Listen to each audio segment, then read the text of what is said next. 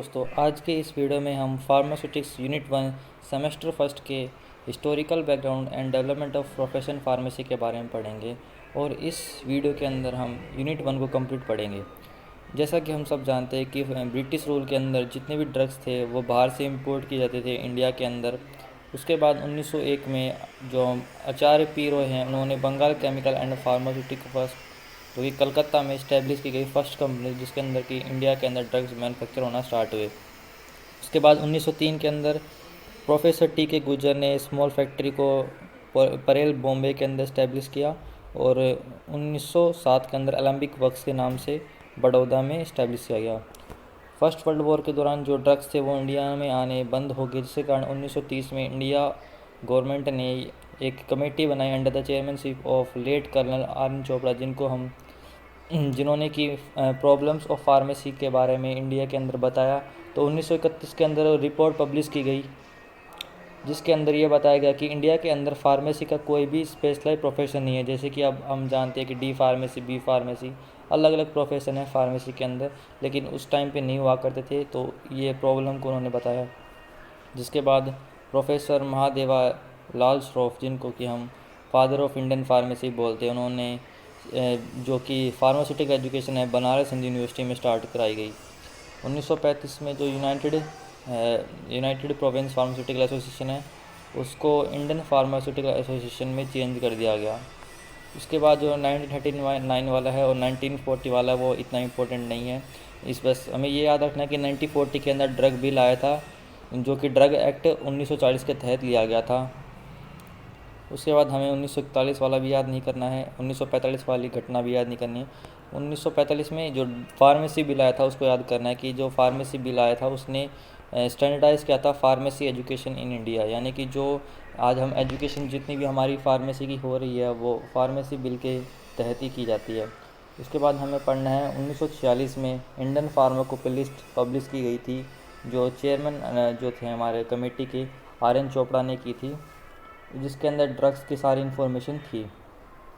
उसके बाद 1948 में फार्मेसी एक्ट आया था, ये बहुत इंपॉर्टेंट है, हर बार पूछा जाता है, जो कि मतलब फार्मेसी प्रोफेशन को जो एजुकेशन है उसको रेगुलेट करती है।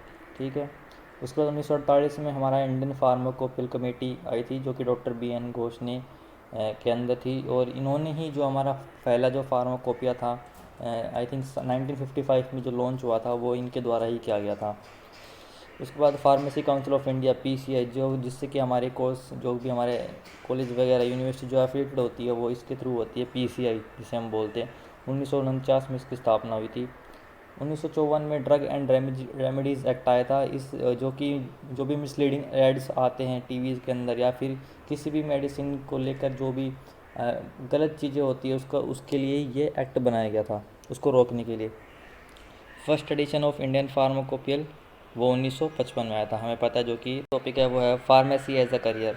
देखिए दोस्तों, जो फार्मेसी के अंदर हम मोस्टली जो दो करियर हम देखते हैं, तो है हमारा जॉब्स और सर्विसेज, सेकंड है हमारा बिजनेस। जॉब्स में दो टाइप के आते हैं, फर्स्ट है गवर्नमेंट, सेकंड है प्राइवेट। गवर्नमेंट में आती है हमारे ड्रग इंस्पेक्टर की जॉब, आरआरबी की job, public hospital, ESI, government hospital, defence, और इसके अंदर हमारे एकेडमिक्स में आते हैं जैसे टीचिंग स्टाफ और सपोर्टिंग स्टाफ, जिसकी बहुत सारे जो टीचर होते हैं वो गवर्नमेंट टीचर जो बनते हैं उसके बारे में। प्राइवेट में हमारा आता है इंडस्ट्री का जो पार्ट होता है काफ़ी बड़ा होता है, जिसमें हमारे R&D, research and development, production, packaging, warehouse, quality, QADRA, sales and marketing, यानी कि प्रोडक्शन हाउस कैसा है, पैकेजिंग का काम, वेयर हाउस जहाँ पर मेडिसिन वगैरह आती है, क्वालिटी कंट्रोल की जो ड्रग से जो हमारी मेडिसिन बनी है वो उसकी क्वालिटी कैसी है। तो ये सारी चीज़ें उसके अंदर देखी जाती है, जो ये हमारी प्राइवेट इंडस्ट्री के अंदर आती है। प्राइवेट में हमारे आपको पता है एकेडमिक्स में जो टीचर होते हैं वो प्राइवेट जॉब भी करते हैं। सपोर्टिंग स्टाफ जैसे कि लैब टेक्नीशियन, स्टोर इंचार्ज, तो ये हमारा प्राइवेट के अंदर आता है। बिजनेस के अंदर हमारे आते हैं मेडिकल शॉप वगैरह हम खोलते हैं, फार्मास्यूटिक जो बड़े बड़े हम जो शॉप लगाते हैं वो इसके अंदर आते हैं। एनालिटिकल टेस्ट होते हैं, CM होता है, contract manufacturing organisation, CRO, contract research organisation, ये हमारी सारी इसके अंदर आती है।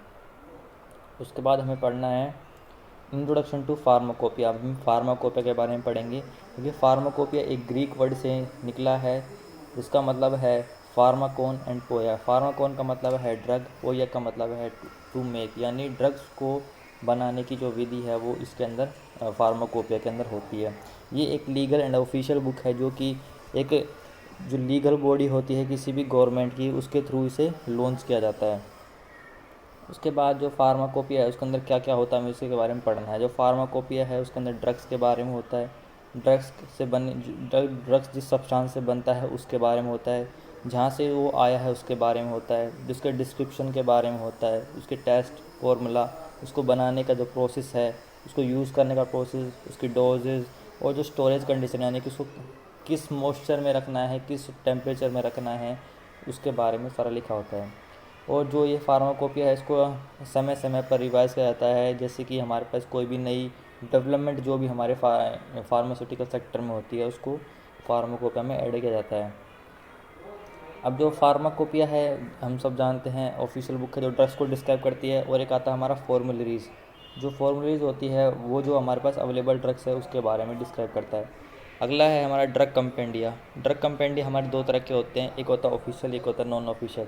सबसे पहले हम जानते हैं कि ड्रग कंपेंडिया क्या होता है।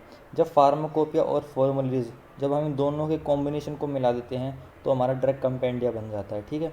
अब जो ऑफिशियल वो होते हैं जो कि लीगल स्टैंडर्ड मतलब कि जो कि कोई भी गवर्नमेंट बॉडी के थ्रू जो अपॉइंट किए जाते हैं, कोई भी केमिकल जिनको अथॉरिटी होती है वो हमारे ऑफिशियल कंपेंडिया में आते हैं। और नॉन ऑफिशियल यानी कि जो ऑफिशियल के अंदर नहीं आते वो हमारे नॉन ऑफिशियल कंपेंडिया हो गए, ठीक है। जैसे कि एग्जांपल के थ्रू हम इसे समझते हैं। For example British pharmacopoeia, Indian pharmacopoeia, US pharmacopoeia, ये हमारे ऑफिशियल कंपेंडिया हो गए। और मर्क इंडेक्स, यूएस डिस्पेंसरी हमारे नॉन ऑफिशियल कंपेंडिया हो गए। उसके बाद हमारा है Indian pharmacopoeia. Indian pharmacopoeia again एक ऑफिशियल एंड लीगल बुक है जो कि इंडिया के जितने भी ड्रग्स मैन्युफैक्चर होते हैं, मार्केट होते हैं, उन सब की इन्फॉर्मेशन हमारे इंडियन फार्माकोपिया के अंदर होती है। उसके अंदर collection of procedure of analysis होता है, स्पेसिफिकेशन ऑफ ड्रग्स होता है, उनकी आइडेंटिटी होती है, उनकी प्योरिटी होती है, और जो उनका जो भी मतलब प्रोसेस मेकिंग होता है वो सारा इसके अंदर होता है। पर्पस क्या था कि ये क्वालिटी को इम्प्रूव करे, इंडिया के अंदर जो भी जितने भी ड्रग्स हैं उनकी क्वालिटी को इम्प्रूव किया जाए, तो ये इसका मेन मकसद था। उसके बाद इंडियन फार्माकोपिया जो कमीशन है वो 2009 में आया था, जो कि एक ऑटोनोमस इंस्टीट्यूट है, यानी कि कोई किसी के ऊपर इसका मतलब मेजरली इसके ऊपर कोई अपनी ओवर पावरिंग नहीं कर सकता है। इंडियन फार्माकोपिया है उसको इंग्लिश में रिटर्न किया जाता है, जिसके मोनोग्राफ होते हैं वो लैटिन में होते हैं। टोटल 8 एडिशन अब तक पब्लिश हो चुके हैं। वो सारे एडिशन आप देख सकते हैं कि कौन कौन सी ईयर में पब्लिश हुए थे। 1955 में पहला आया था डॉक्टर बी.एन. घोष के द्वारा, जिसका अटेंडम आया था 1960 में। अटेंडम का मतलब होता है कि जैसे मान लो अभी कोई फार्माकोपिया हमने लॉन्च किया, उसके बाद जैसे हमें लगता है कि इसके अंदर कुछ और हम इन्फॉर्मेशन डाल सकते हैं तो उसको दोबारा रिवाइज़ किया जाता है, उसके अंदर कुछ और इन्फॉर्मेशन ऐड करके उसे दोबारा पब्लिश किया जाता है, उसे कहते हैं हम अटेंडम। तो 1955 में जैसे पब्लिश हुआ तो 1960 में उसका अटेंडम उसे इम्प्रूव करके और लाया गया, उसे कहते हैं अटेंडेंस। इसका एक ही वॉल्यूम है जिसका कोई कलर नहीं है।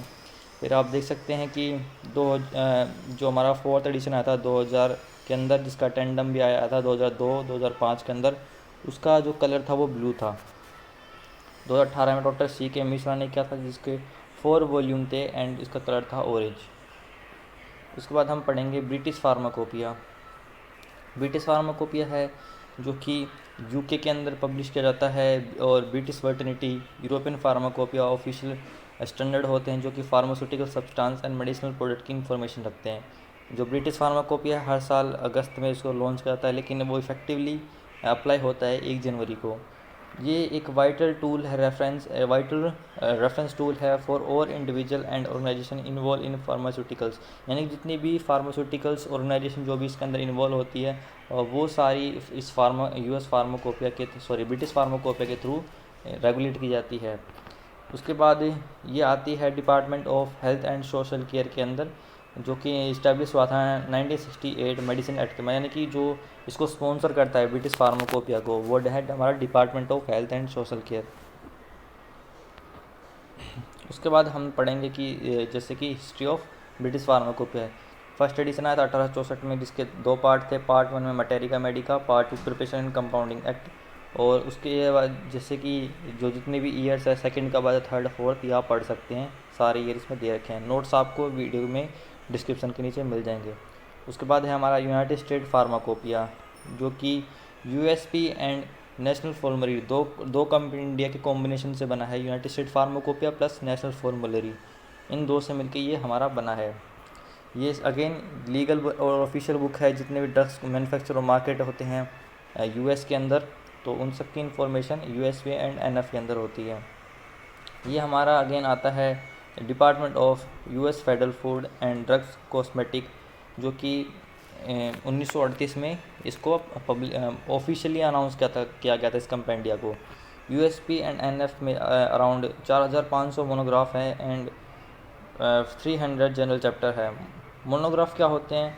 मोनोग्राफ जितने भी ड्रग सब्सटेंस होते हैं, डोजेस फॉर्म होती है, उनकी जो प्रिपरेशन होती है उसकी इन्फॉर्मेशन मोनोग्राफ के अंदर होती है।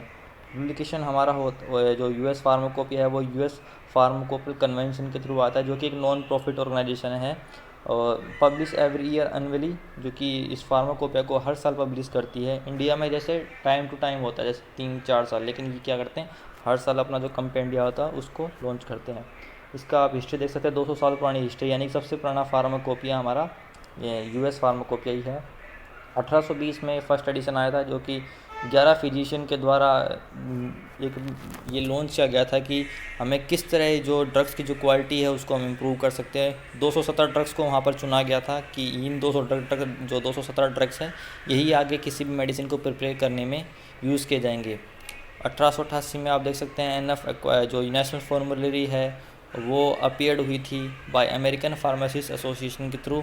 1900 जो हमारा नेक्स्ट जो ईयर है ये आप देख सकते हैं 1975 में USP acquired NF from American pharmacist association, यानी कि जो यूएसपी किसके थ्रू एक्वायर हुई? नेशनल फॉर्मुलरी के द्वारा, जो कि पहले किससे रेगुलेट हो रही थी? अमेरिकन फार्मासिस्ट एसोसिएशन से। उसके बाद जितना भी हिस्टोरिकल बैकग्राउंड आप देख सकते हैं 2002 के बाद से ये लगातार पब्लिश होने लगी एनुअली। 1820 से लेके 1942 तक तो हर 10 साल में हो रही थी ये। 1942 से 2000 में हर 5 साल के बाद ये फार्माकोपिया को लॉन्च करे थे, लेकिन 2002 के बाद आप देख सकते हैं कि एनुअली ये पब्लिश होने लगा।